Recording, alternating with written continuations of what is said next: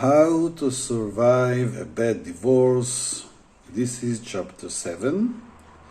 Chapter 7 begins on part 3 that is going to deal with some very challenging aspects of divorce.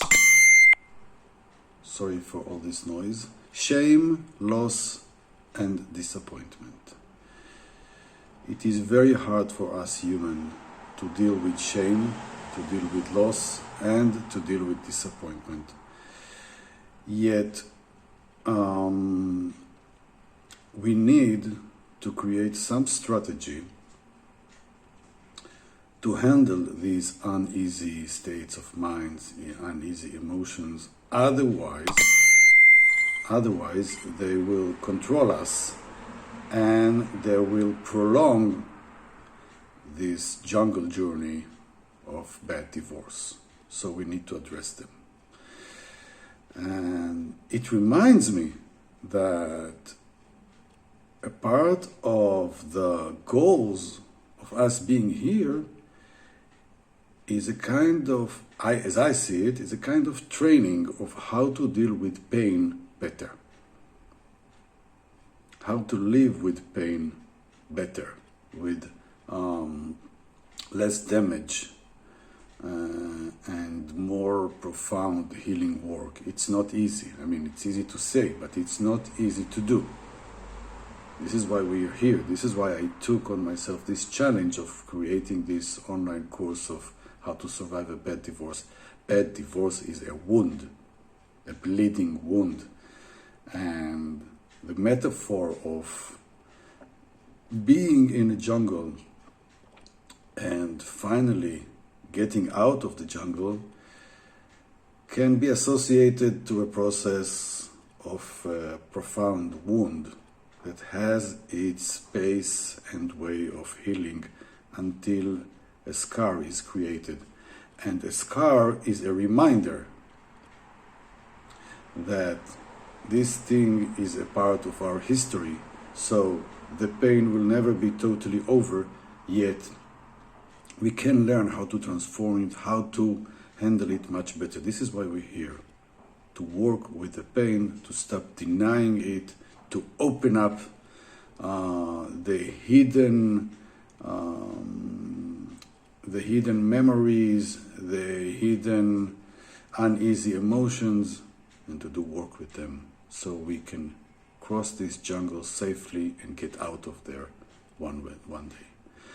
So, part 3, shame, loss, and disappointment. Chapter 7, the dream of family, home, and belonging. It is a sweet dream, a justified sweet dream.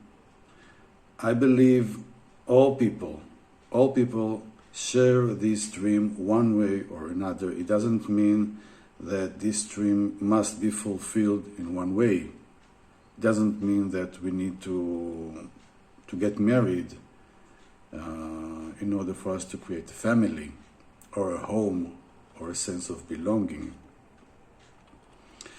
Yet, many times, this is the path.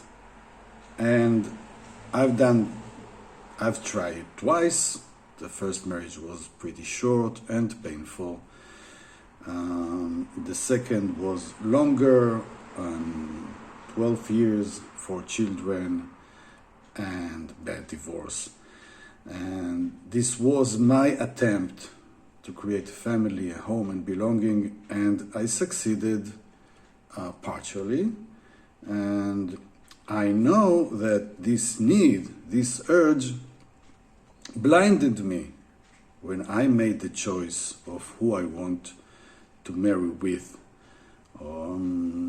So when we're talking about shame, loss, and disappointment, after we have tried to fulfill this dream that is also a part of some social pressure, social norm, that how people should behave and do when they grow. So we follow these norms and get married and create family and feel that we belong we belong to our family, we may belong to the partnership with our husband or wife, and we may even feel belong to the okay people of society. Society, as I addressed before, would like us to get married. And society doesn't really care whether this marriage it comes really with happiness and satisfaction and empowerment and growth. No, society wishes us to be grouped in families. And society doesn't provide us with tools to make this work properly and in a healthy way. Still, we follow this pattern, part of it because we are part of society, and other part is that we all have this need, this deep, important, powerful need to belong, to be a part of family, to have a home. In an emotional way, we are always in this urge, this need of returning home. No matter what happens, no matter what we do, no matter what we achieve, no matter what we create, we always have this need to return home. And I believe that marriage gives a kind of sometimes illusion of fulfillment, this desire of returning home. So we get married, so we have children, so we buy a house, so we take mortgage, so we have our job, and we return home, and we raise our children, and we send them to school, and we feel that we have made what we are supposed to make, that we have followed this duty, social duty, as well as our own silent dream of returning home. Yet, once marriage is formed and once the years go by, then you see many kinds of disharmonies, especially in bad marriage. There are disharmonies in all marriages, in all connections. We find disharmonies, and with disharmonies we need to do some work. But in bad marriage, we usually are not able to do work with the disharmony, and it deepens and it widens. And then this home doesn't feel like a home like it used to be. This dream of family, home, and belonging is shaken. We haven't really achieved. So we are disappointed. We are disappointed. We invested energy, a lot of energy, in maintaining this family.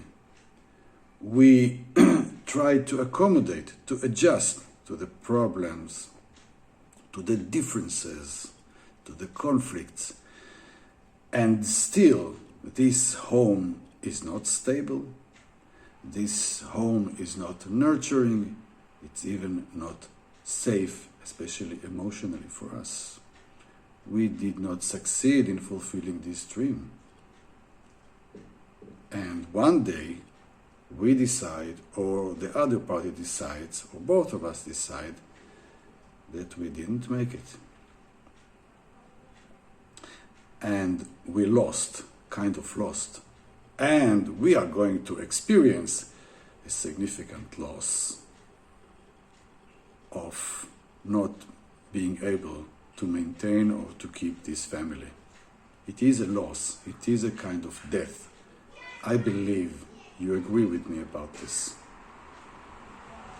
And added to this, many feelings of shame. This is not good. I disappointed my parents, maybe. I disappointed society. Now people look at me in a different way. I may be ashamed that I didn't make it, that I couldn't provide my children a stable home that is not broken, that has not, that doesn't have a bad atmosphere. So, a part of the fact that we have bad divorce, that we have these continuous fights, that both parties don't find a way to stop this bleeding course, is because we can't handle these feelings, both of us, of shame and loss and disappointment, and we project them to the other party through fights, through quarrels, through disagreements, through maintaining problems without solving them, through creating some kind of state in which there are two extreme poles, me and her, me and him, we are so different. I don't like him, I don't like her. Suspiciousness, hostility. I mean, it's not this way in every bad divorce, but in many places, bad divorce contains these kinds of feelings, these kinds of attitudes.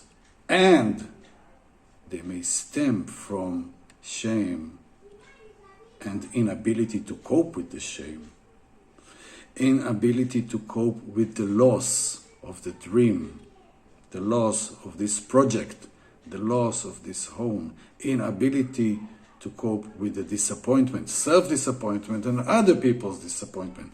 And our job here, before we ask ourselves what to do with her, with my ex-wife or my ex-husband, and there is work to do with them, but before we do this work, before we ask ourselves about the right way to answer, the right way to address them, the right way to talk about them with our children, etc., if we want to survive this jungle, we need to look inward and ask ourselves about our current ability and readiness to cope with the shame, to cope with the loss, to cope with the disappointment, to cope with the fact that we didn't succeed in creating home and belonging. What is our inner dialogue about this? Are we sincere with ourselves about the true feelings we have there? Because it's painful. It is a wound. Can we connect ourselves to this pain without running away from it, without denying it? This is our challenge now, to realize that we have failed, that we have disappointed someone or ourselves, that we experience loss, and this feeling of loss can stay for years, that we experience shame one way or another. And the better we acknowledge this, the better we remove our masks, the better we stop running away from this truth, the better we get in this jungle. And yes, we are still in the jungle, and we will stay here for a while, because getting out of the jungle is possible only when we are able to get along with the jungle. We are able to learn our lessons that this jungle is trying to teach us. When we do so, we get ready to get out. So one of the lessons is take a look at your shame, at your sense of loss, at your disappointment, at the fact that you couldn't maintain a home, family, and belonging. Take a look at this. It's not about self-guilt. It's not about self-judgment. It's about self-honesty. And eventually it will be about self-love. But But we begin with the truth and the painful truth, and from there we will be able to heal it. But only if we are brave enough to look at the truth without judgment, without self-criticism, just to take a look so we can open the wound and we can offer ourselves a new kind of healing. It is possible.